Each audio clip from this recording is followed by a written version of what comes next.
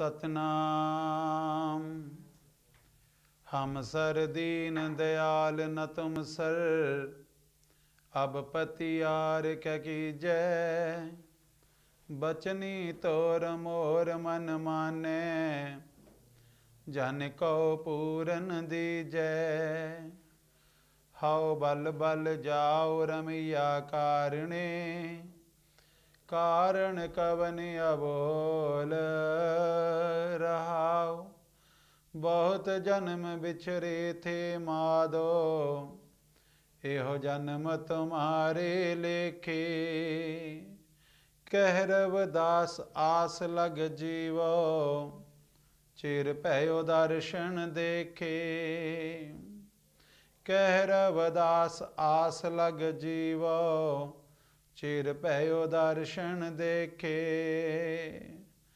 चित सिमरन करो नैन अविलोकनो, सर्वन बानी सो जस पूर राखो।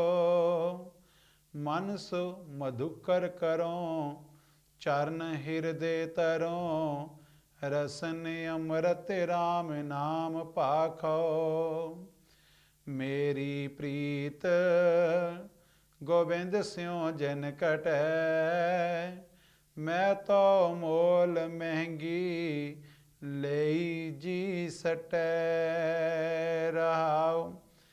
साध संगत बिना भाव नहीं उपजै, भाव बिन भगत नहीं होए तेरी।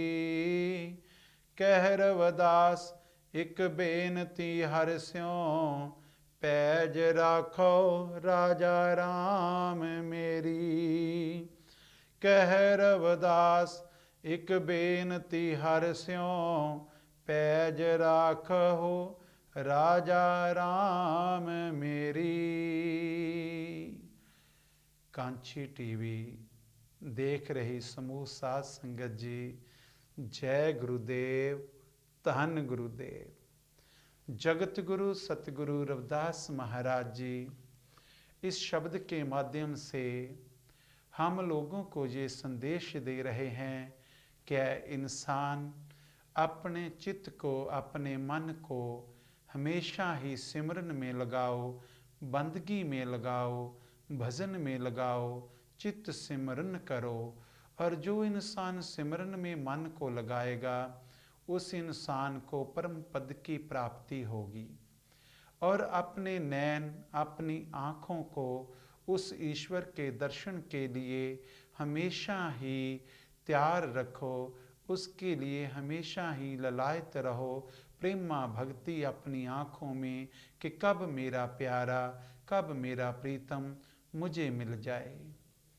जब ऐसे अपने मन के भाव होंगे, आपकी इंद्रियों की ऐसी अपनी सोच होगी, तभी कहते सरवन बानी सुजसपुर राखो।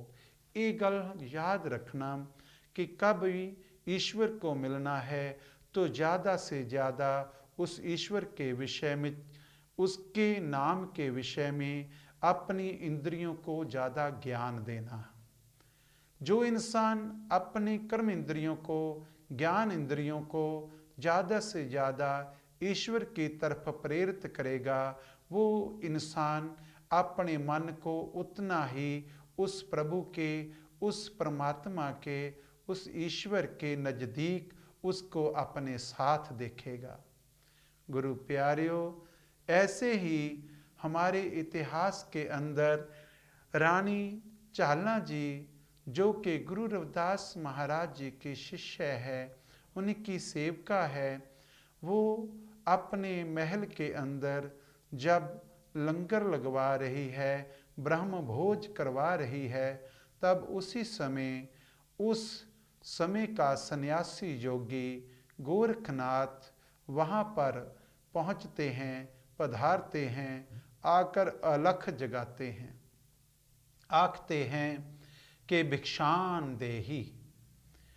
और रानी चाली जो है वो अपनी गोली को बोलती है कि जाओ अपने दरबार में जो योगी जन आए हैं उनको भिक्षा दे दीजिए।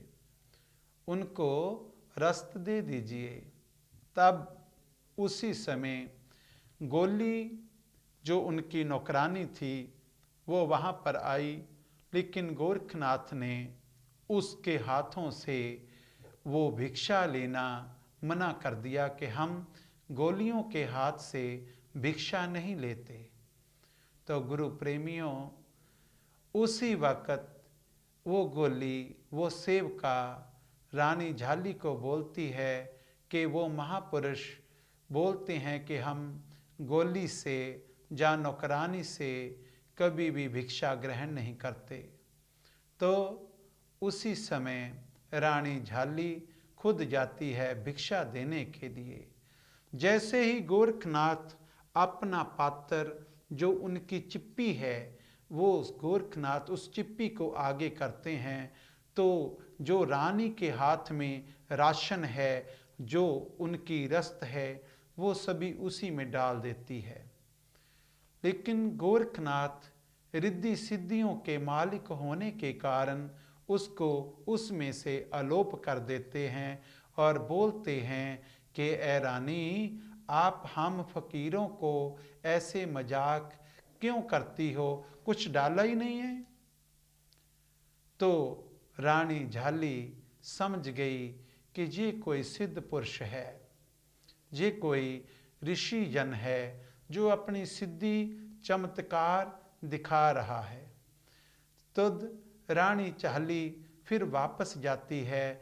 फिर वो भोजन का सामान लेकर वापस आती है और आकर सतगुरु रविदास महाराज जी के चरणों का ध्यान धरते हुए उसी उसके भिक्षा पात्र में वो भिक्षा डाल देती है। अब गोरखनाथ बहुत जोर लगाता है, बहुत ही अपनी सिद्धियों को बरतता प्रयोग करता है, लेकिन वो रस्त खत्म नहीं हो रही, वो आलोप नहीं हो रही। वो उस चिप्पी के अंदर है, उसके बाहर डुलने लगती है, बाहर गिरने लगती है। तो जब ऐसा देखता है तब गोरखनाथ पूछता है, बेटा आपके गुरु कौन है, आपके पास ये सिद्धि कहाँ से मिली, आपको ऐसी सिद्धि कहाँ से प्राप्त हुई। तद रानी झाली बोलती है कि ये सिद्धि हमें मालूम नहीं कि इसको सिद्धि बोलते हैं, ये तो हमारे गुरु की कृपा है। गुरु प्रेमियों, हमारे गुरु की कृपा के बराबर दुनिया में कोई भी सिद्धि, कोई भी शक्ति, कोई भी रिद्धि, कोई भी जाप, कोई भी मंत्र, कोई भी तप सतगुरु की कृपा के बराबर नहीं है। उसके अनुसार सब नीचे ही है, उसके सबसे लोअर तबके में है, नीचे हैं। इसीलिए हमें सबसे ज़्यादा सतगुरु रविदास महाराज जी जो समझाते हैं कि अपने जीवन में करहो कृपा ब्रह्म चुकई, भाव कि हमारे जीवन के अंदर ऐ ईश्वर, ऐ गुरुदेव कर्म करो, कृपा करो, और ऐसी कृपा करो कि मेरे मन के भ्रम खत्म हो जाएं और देहो सुमत, और मैंने सुमत आवे, समझ आ जाए। और जब ऐसे मन के भाव होंगे तो गुरु की कृपा, गुरु की दृष्टि आपके ऊपर होगी। और गुरु की कृपा जिस इंसान के ऊपर होती है उसको इस दुनिया में कोई हरा नहीं सकता। अगर जिसने गुरु की कृपा प्राप्त नहीं की, गुरु प्रेमियों, वो इंसान दर दर ठोकर खाता है। जो गुरु मंत्रहीन से है, गुरु की कृपा तो बिना है, जो गुरु के मंत्र का अभ्यास नहीं करता, वो कभी किसी मंदिर में जाता है, कोई कभी किसी मंदिर में जाता है, लेकिन हमारा एक ही मंदिर है, वो है हमारा कांची दरबार बनारस, जिसका हमारे लिए जीवन में सबसे बड़ा महत्व है। हमारा गुरु, हमारा रहबर सतगुरु रविदास महाराज उसी मंदिर में आए, उसी जगह जन्म हुआ, उसी जगह ते प्रगट हुए। इसीलिए हमारा सबसे ज़्यादा रुझान, हमारा प्रेम केवल सतगुरु रविदास जी के साथ होना चाहिए और किसी के साथ नहीं। अब जब गोरखनाथ जी पूछते हैं कि बेटा आपके गुरु कहाँ पर रहते हैं? तब गोरखनाथ जी को रानी झाली बताती है कि मेरे गुरु सीर गोवर्धनपुर बनारस कांची में रहते हैं। बेटा, क्या वो मिलते भी हैं? हाँ, बिल्कुल मिलते हैं। रानी झाली बताती है कि अगर आपने उनको मिलना है तो आप उनको कांची में जाकर मिल सकते हैं। अब गोरखनाथ जी वहाँ पर मिलने के लिए सतगुरु रविदास महाराज जी के पास जाते हैं।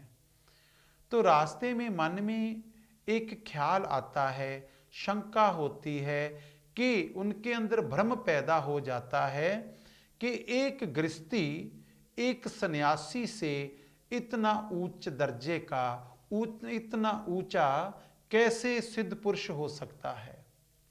जब वो वैसी बात सोचते हैं तो मन में उन्होंने सोचा कि क्यों ना हम उनको परख लें, क्यों ना हम उनको जान लें कि ये सिद्ध पुरुष वही हैं जिसकी रानी झाली जो है सेवका है, जहाँ कोई और है। और जब सतगुरु रविदास महाराज जी के पास गोरखनाथ जी गए और उनके पास पहुँचे तो उन्होंने सबसे पहले अपने पाँव का जूता उतार के दिया कि इसको गांठ लगा दो।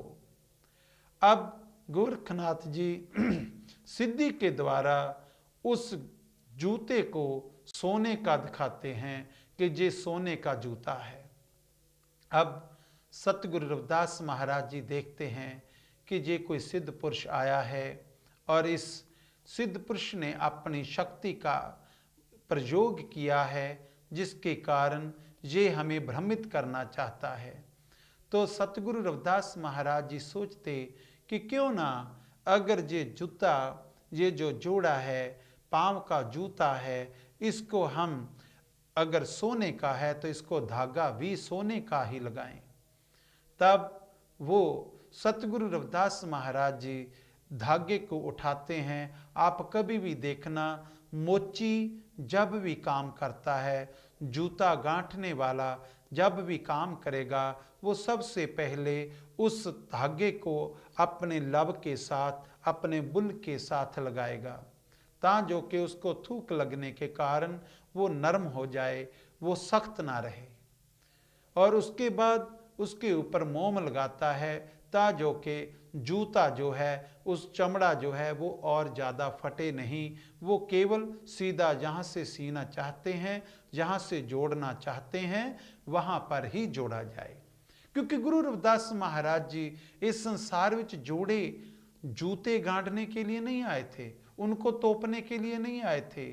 चमरटा गांठ ना जाने लोग गठावे पाने।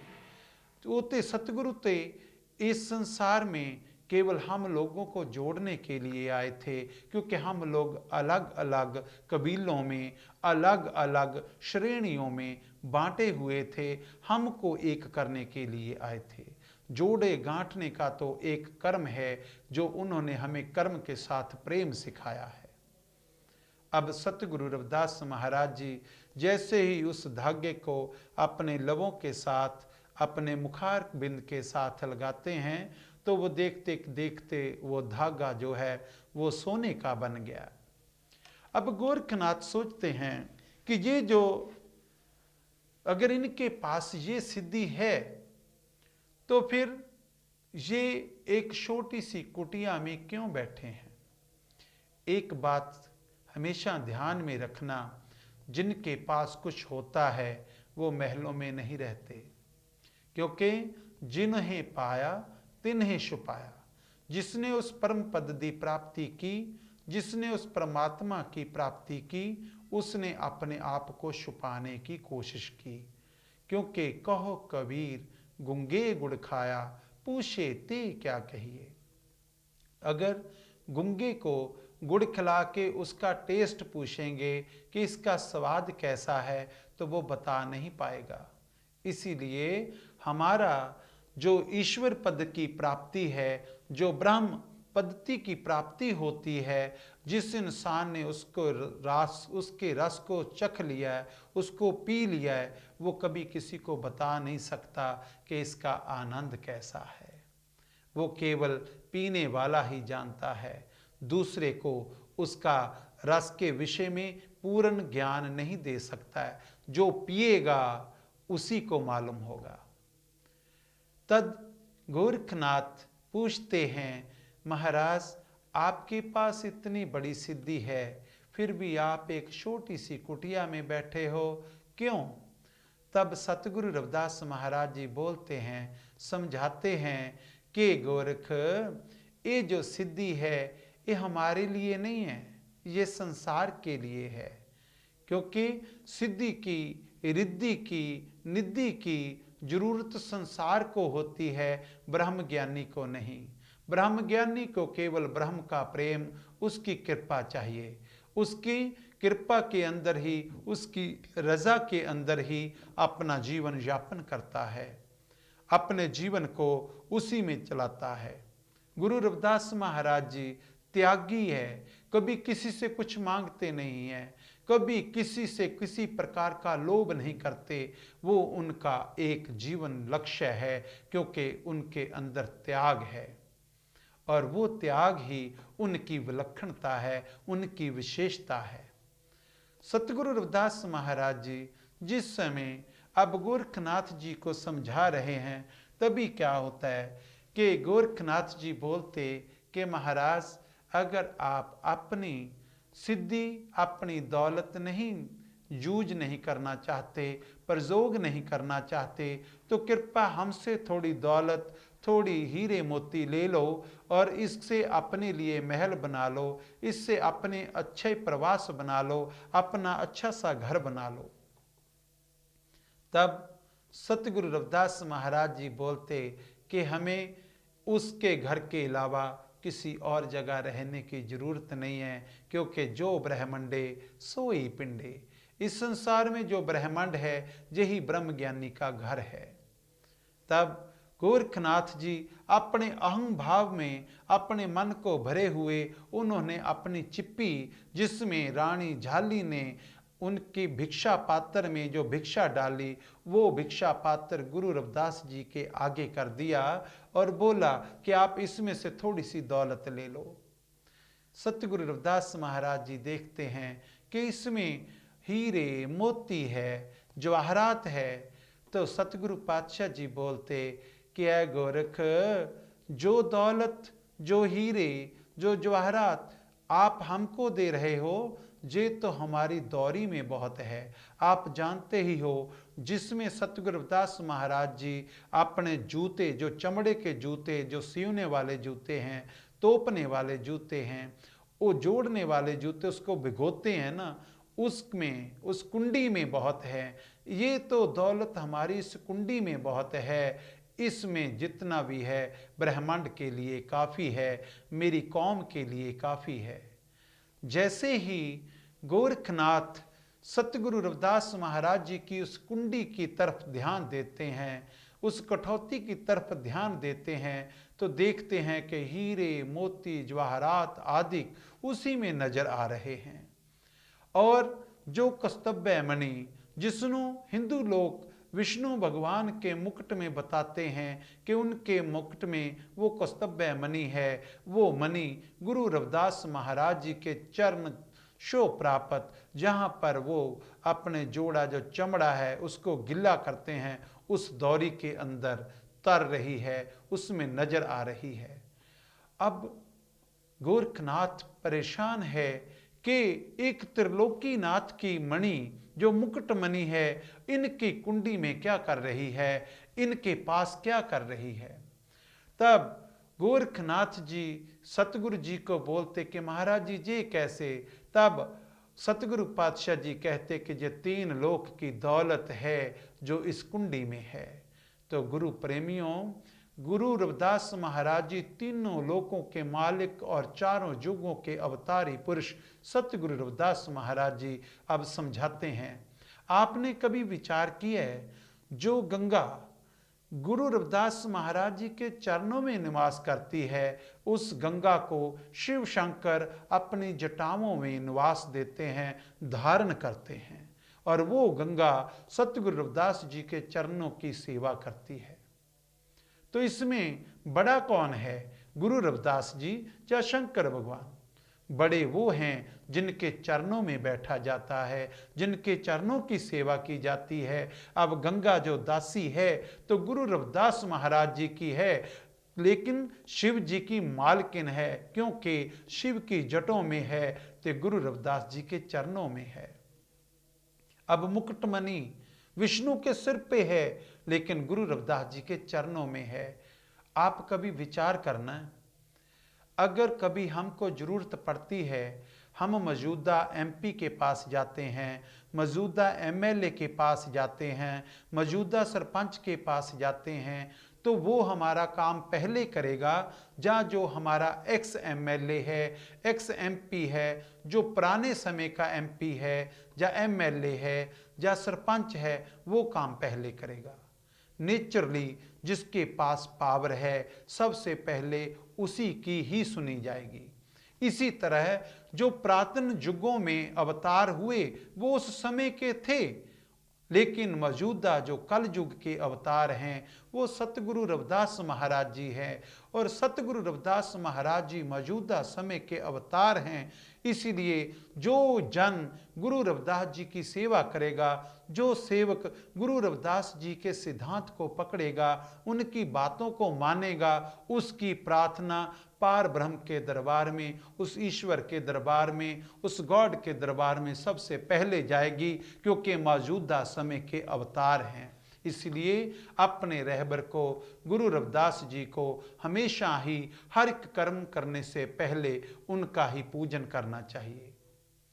और अब गोरखनाथ जी सोचते कि ये तो इनके पास इतनी दौलत, इतनी शोहरत है, फिर भी एक ब्रह्म ज्ञानी एक आम निजी जीवन जी रहे हैं, तो क्यों ना इनसे पता करें कि इनको ज्ञान भी है, कि जो इनके पास पावर है, जो इनके पास ताकत है, इनको उसके विषय में, उनके विषय में, उन ताकतों के विषय में ज्ञान है या नहीं है।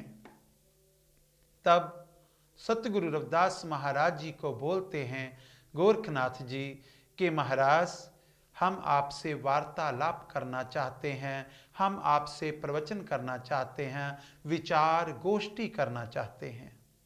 तब सतगुरु रविदास महाराज जी कहते, करो, क्योंकि ब्रह्म ज्ञानी ब्रह्म की विचार में ही जीवन जीते हैं, क्योंकि ब्रह्म ज्ञानी संसारिक भोजन में जीवन व्यतीत नहीं करते।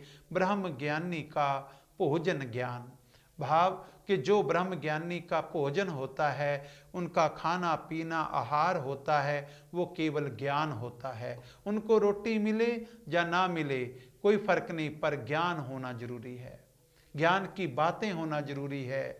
ईश्वर के विषय में, उनके प्रेम के विषय में, नाम के विषय में बातें होना बहुत जरूरी है। तो सतगुरु पातशाह बोलते कि आप कीजिए। बोला महाराज, यहाँ पर तो बहुत जगह कम है, हम बाहर बैठकर उस ईश्वर की बातें करेंगे, परमात्मा की बातें करेंगे। सतगुरु जी बोलते कि जैसी आपकी इच्छा, जैसी आपके मन के भाव हैं ऐसा ही होगा।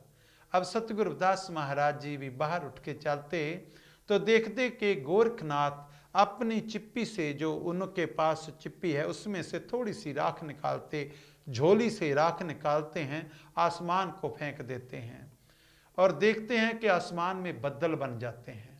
जब बादल बनकर आ गए तो गोरखनाथ जी को सतगुरु रविदास महाराज जी पूछते हैं कि गोरख, ये क्या कर रहे हो?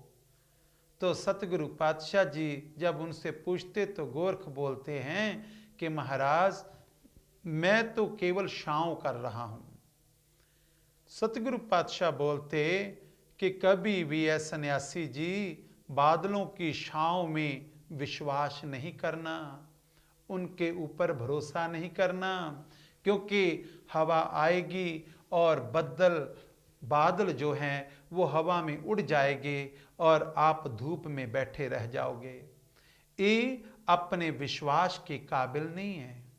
हम लोग भी आज ऐसा ही करते हैं, जो ऊपर ऊपर के बादल देखते हैं उन पे भरोसा करते हैं, लेकिन जो डूंघाई के, जो उस ईश्वर की कृपा प्राप्त वो जो गहराई वाले बादल हैं, उनको आज भी हम देखते नहीं हैं। केवल बाहरी पहरावे वाले उन संतों को देखते हैं जिनके पास व्यापारते है लेकिन व्यवहार नहीं है, प्रभु का प्रेम नहीं है। हमें ऐसे सज्जन, ऐसे संत को ढूंढना है जो हमें उस परमात्मा की प्राप्ति का ज्ञान दे सके, उसके विषय में हमें समझा सके। तभी गुरु गोरखनाथ जी को अब मन की शंका को निवृत्त करते हुए सतगुरु रविदास जी समझाते हैं, उनको बोलते हैं कि गोरख, जीवन में कभी भी तृण की आग, जो कांखों की आग है, घास की आग है, इस पे विश्वास नहीं करना, क्योंकि ये घास की आग जो है वे इंसान की कभी भी सर्दी को दूर नहीं कर सकती। जैसे ही हम आग जलाकर माचिस जेब में डालेंगे, उसी समय वो घास की आग जो है वो खत्म हो जाएगी, हम लोग सर्दी में बैठे रह जाएंगे।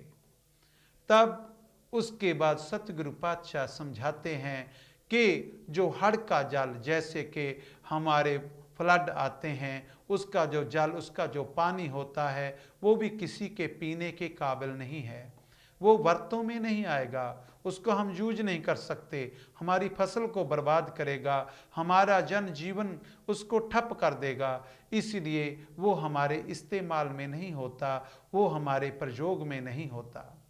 वो वही, उसका भी कभी विश्वास नहीं करना, क्योंकि वो पल में है और पल में खत्म हो जाएगा। और इसीलिए सतगुरु रविदास महाराज जी ने गोरखनाथ जी के पास में जो इमली के दरख्त की जो सोटी थी, सूखी हुई सोटी, जो इमली के दरख्त की सूखी हुई सोटी थी, उसको पकड़ा और पकड़ के उस निरंकार, उस ईश्वर का ध्यान धरते हुए कांची शहर में उसको जमीन के अंदर गाड़ दिया।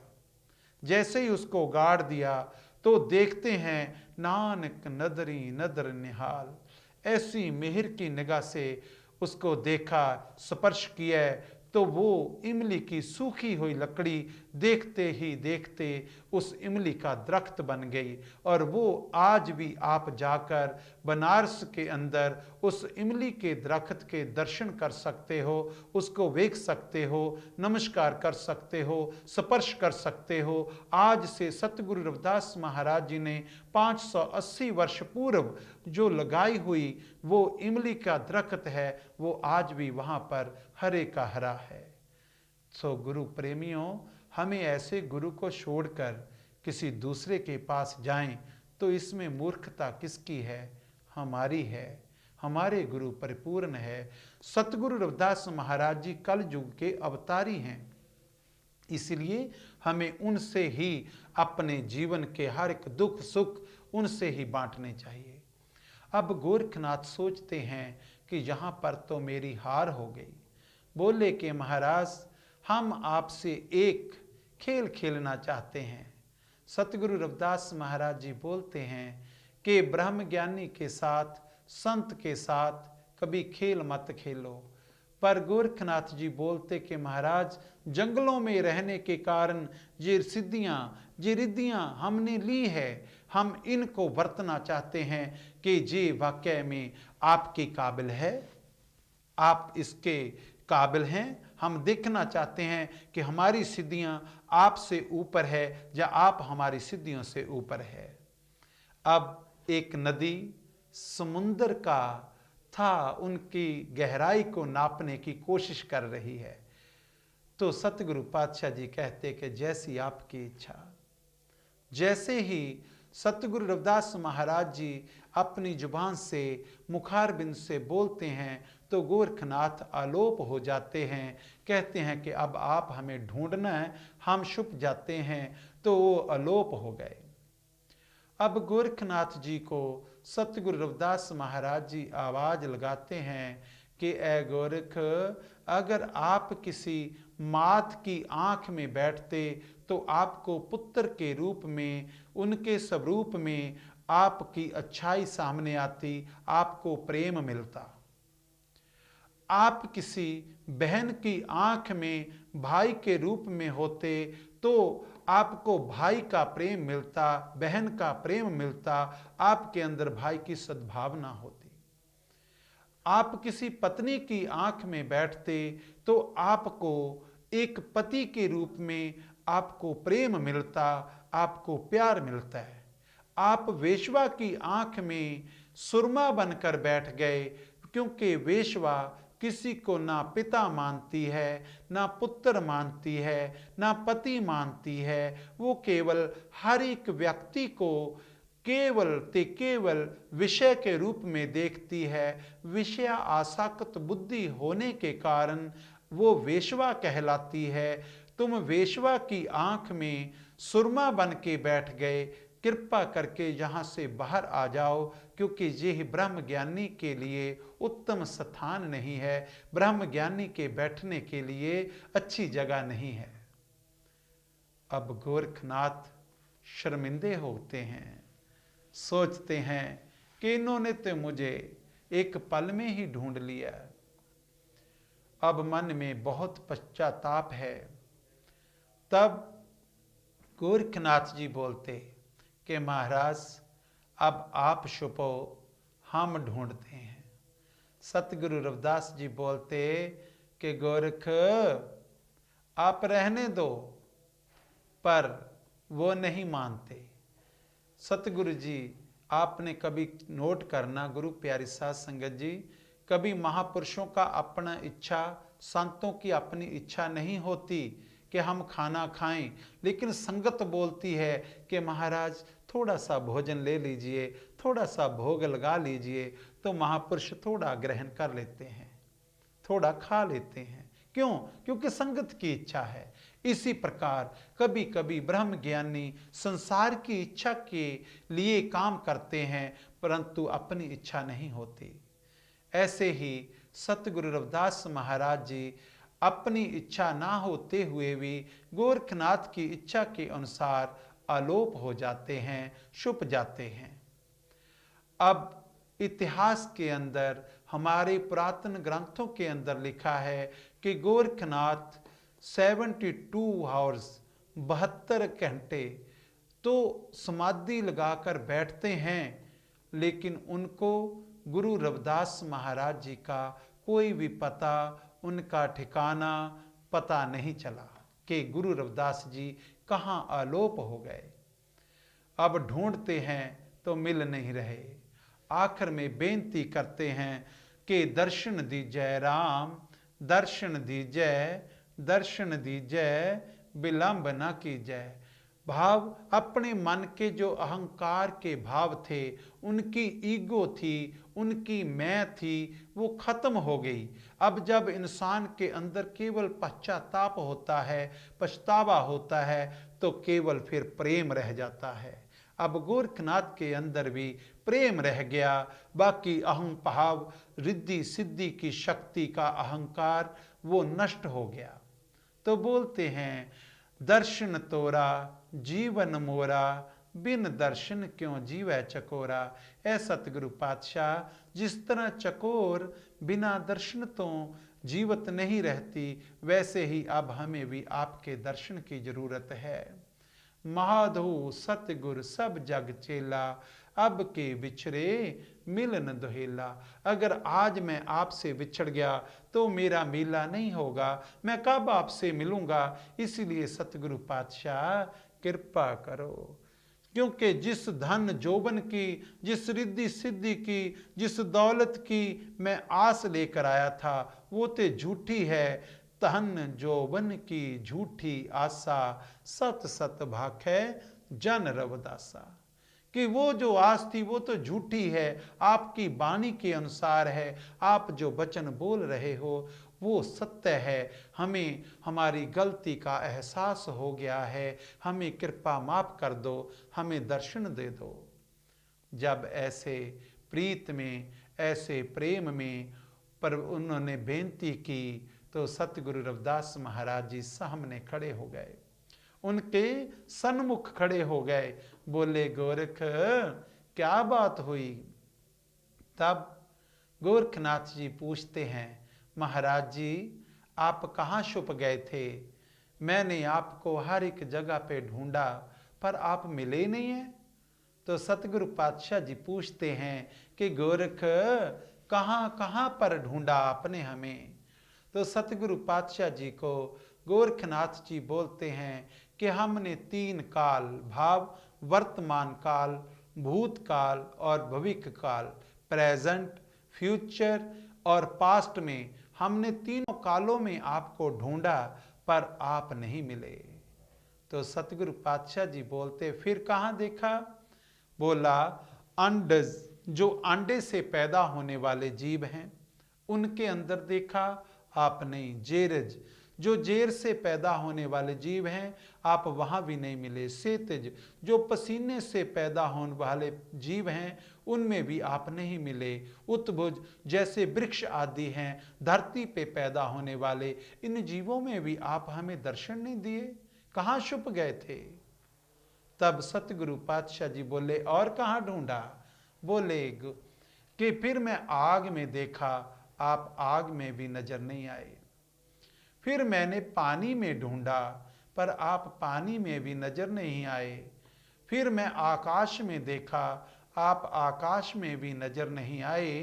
तो सतगुरु रविदास महाराज जी बोलते हैं कि गोरख यहीं पर आप गलती कर गए, क्योंकि आप एक एक तत्व में एक एक प्लेस में भाव, कभी अग्नि में, कभी पानी में, कभी आकाश में, कभी धरती में आप हमको ढूंढते रह गए। लेकिन मैंने तो अपने आप को 5 तत्वों में पूर्ण रूप में विभाजित किया था, अपने आप को आलोप किया था। तो फिर आपको एक तत्व में मेरे पूर्ण रूप के दर्शन कैसे हो सकते थे? अगर आपने हमारे दर्शन करने थे तो 5 तत्वों को समदर्शी एक जैसा देखते तो मेरे रूप के दर्शन होते। इसीलिए आपने अपनी सुरती को अभी तक एक जगह पे टिकाया ही नहीं है, इसी कारण आपको हमारे दर्शन नहीं हुए। आज भी हम लोग यही गलती करते हैं।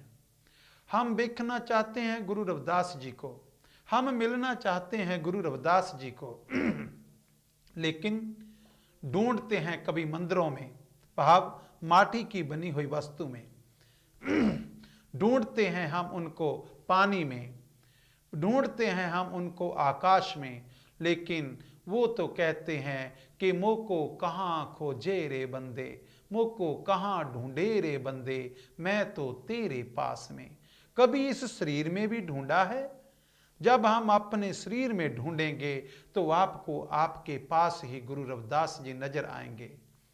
और इसीलिए हमें चाहिए गुरु रविदास महाराज जी के चरणों में, जिस तरह गोरखनाथ जी समर्पित हो गए, और जब वो समर्पित हुए तो उन्होंने गुरु रविदास जी का आशीर्वाद प्राप्त किया। तो अगर हम लोग गुरु रविदास जी के चरणों में समर्पित हो जाएंगे तो हमें भी वो कृपा मिलेगी जो गोरखनाथ जी को मिली, राजा पीपा को मिली, और राजा चंद्रहांस को मिली, राजा दूधा को मिली, मीराबाई को मिली, कर्माबाई को मिली, चहलाबाई को मिली, और ऐसे ही बीबी कासवा को मिली, बीबी मंगला को मिली। वो कृपा हम लोगों को भी मिलेगी तब जब हम अपने गुरु के सिद्धांत को समर्पित होंगे, हम उनकी बातों को अपने जीवन में लाएंगे, अपना जीवन सतगुरु रविदास महाराज जी के चरणों में रखेंगे।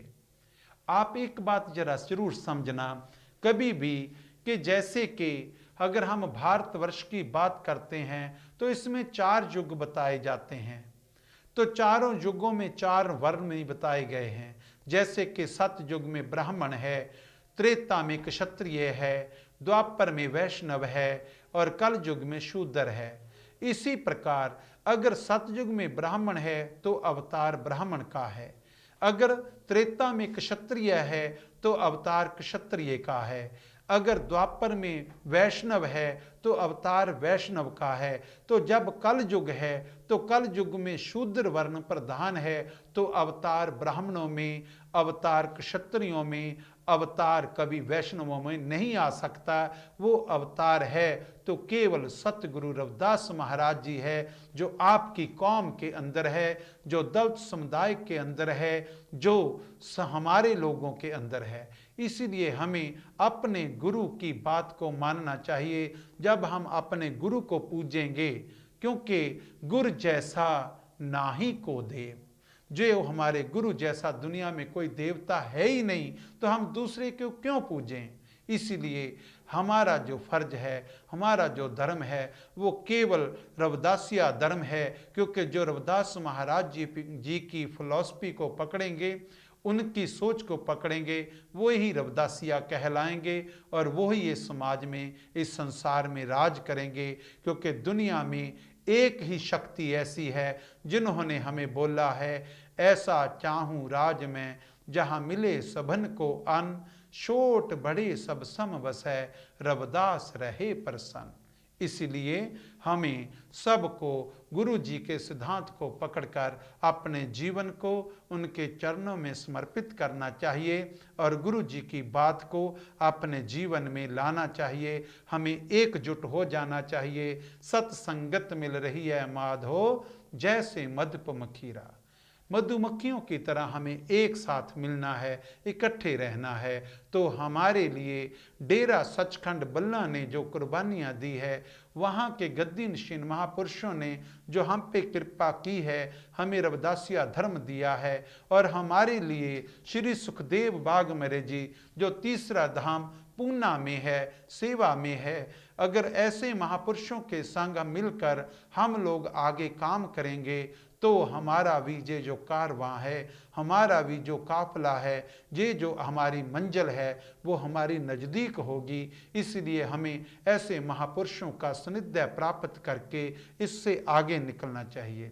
अंत में मैं धन्यवाद करता हूँ हमारे जो कौम का कांची मीडिया टीम है, कांची टीवी है, जो कि 24 आवर्स चल रहा है, इंग्लैंड में है, पूरे विश्व में है, और इसमें विशेष तौर के सभी ट्रस्टियों का धन्यवाद है जो आप तक हमारी बातों को, इस सत्संग को पहुंचाते हैं। इनके अंदर, टीम के अंदर मेरे वीर राजेंद्र कलेर जी और कमलजीत जी, रमेश कलेर जी, भोली रंधावा जी, बलवीर कलेर जी आदि सभी समूह ट्रस्टी मेंबरों का धन्यवाद करते हुए आपसे अपील करूंगा कि आप सब ही इस मीडिया का साथ दें और इस मीडिया को अपने साथ जोड़कर इसको आगे लेकर जाएं, क्योंकि ये अपनी कौम का, ये अपना मीडिया है। कथा कीर्तन करते हुए कोई भी गलत शब्द बोल हो गया हो, कृपा करके माफ़ करना। जय गुरुदेव, धन गुरुदेव।